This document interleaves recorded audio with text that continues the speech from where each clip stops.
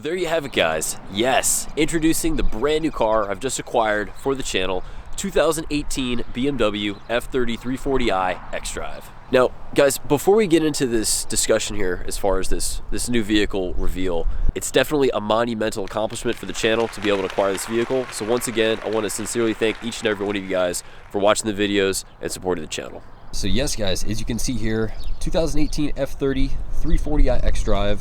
This is the Estoril Blue exterior color, which I've always been a fan of.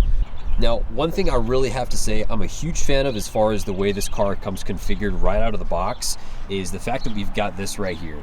This factory black trim, I love the way this looks. It looks so much better than the chrome. That's pretty much standard procedure for a lot of car guys is the first thing you do when you pick up a new car is you're gonna do a chrome delete. So thankfully we've got the black trim, so we don't have to worry about deleting any chrome. Now you guys know if you've been keeping up with what BMW's been doing for the past couple years, one of the biggest controversial topics is how BMW has gotten so strange and aggressive with their new front ends. I know the G Series stuff is starting to grow on a lot of people, but I've always personally been more of a fan of the classic kidney grille that you find on most traditional BMWs. So for me, I just got to stick with the classic F-Series, man. Rock the kidney grille. Now, something I will point out here, obviously, with this car being an xDrive, the suspension does sit a little bit higher. So as you can see, we do have a pretty sizable amount of wheel gap going on here. So I can imagine, obviously, we want to try to address that. Definitely, eventually, at some point, we'll have to take the time to address the suspension so we can dial in a proper stance. So you can see this car does have these 18-inch wheels, which I think look pretty good. It fits the F30 body style. It's not too aggressive.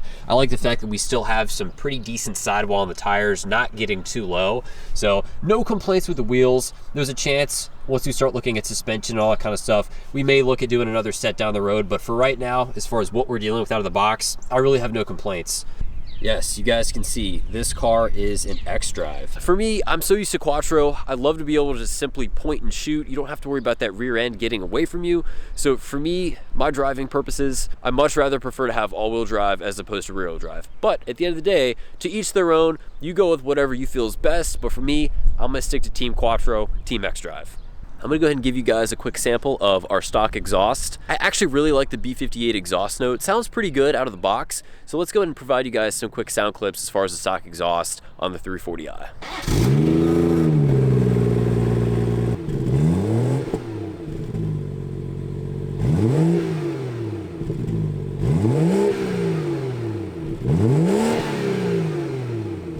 Moving on to the interior, you can see this has this nice black leather interior, which I'm always a fan of. You know, I've had different colors in the past before in other vehicles, but at the end of the day, you just can't go wrong with black. It's easy to keep clean, always looks kind of stealthy and aggressive. I love the feeling of these seats. They're very aggressive. We do have some very well-pronounced bolstering.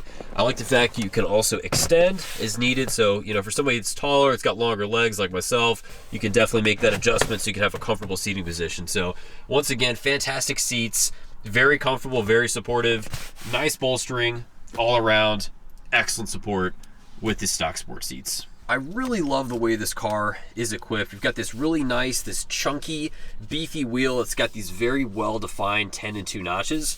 And we also have these really well-pronounced paddle shifters that just actually, they feel so nice in the hands. Feels very comfortable, very natural placement as far as the actual wheel. So definitely something I'm a big fan of. Got the M Sport on there as well. Always adds a nice touch of class. Not sure if you can see that super well, but you can see we also have these, got this on this dead pedal here on the left side, we've got the M badge. Also visible on our kick panels as well, which definitely adds a little bit of that nice, that aggressive sporty edge with the M Performance. So another area where I feel like BMW has always really had their strong suit is their interiors. Very comfortable, very luxurious, lots of refinement, very tasteful styling in the interior, and of course very supportive, well-bolstered seats that really keep you situated when you're kind of driving through some back roads. Got our Harman Kardon sound system as well. Definitely a nice option, always can depend on for reliable quality audio. So enough about the interior, the luxuries, styling, all that good stuff. Let's get into the meat and potatoes here, shall we? So you guys don't need to hear it from me. It's pretty well established at this point. The B58 is an absolute powerhouse of an engine. This car is really well equipped to make some serious power. Even with basic bolt-ons, tuning, there's turbo upgrades. The sky is really the limit when it comes to the B58. There's so much you can do with these cars. It's a very stout engine for factory, forged crank, forged rods, closed deck block. BMW designed the B58 to make some serious power, and that's absolutely what this car is here to do. The next thing I want to talk about is wrapping up the entire package as far as the drivetrain is that ZF8 transmission. Pretty much most of these manufacturers at this point have moved over to the ZF8. Audi has moved away from DSGs in most cases in favor of the ZF8. The ZF8 is a truly fantastic transmission. It's extremely snappy, it's very responsive, it's capable of holding a lot of power. You're probably well aware if you're an Audi guy, you've seen Audi has moved away from the DSGs, shifted over to the ZF8s. For example, Audi S6, S7 has a DSG, whereas there's a reason obviously the Audi RS7 does not use a DSG. It came from factory with the ZF8. Same thing BMW. If you look at some of the older models, some of the 335s, 135s, etc., came from factory with the DCT, but as you know, we've moved away from that. The engineers know what they're doing. There's a reason why they've moved away from the DCTs, DSGs in favor of the ZF8, because the ZF8 just gives you the best of both worlds. It's a snappy gearbox. It's incredibly responsive. It holds the torque, and you don't have that disruptive, that clunkiness. The car doesn't feel confused in traffic. It really does have the best of both worlds. Very understandable why most manufacturers would pretty much standardize the ZF8 across the board. So there you have it, guys. I'm super fired up, as you can obviously tell. F3340i xDrive. I've got a pretty extensive list, as you guys would imagine, as far as planned upgrades for this vehicle. So definitely, if you have not already, hit that subscribe button down below. We've got a fantastic library of content that continues to grow. I want to thank you guys once again for sticking around and providing support to the channel.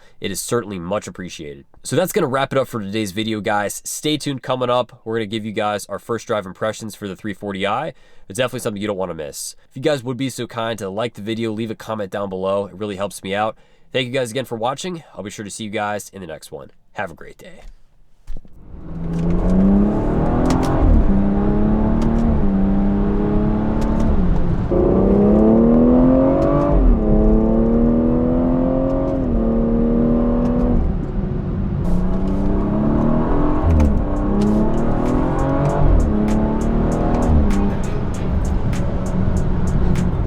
I don't even know what to say, bro. Like,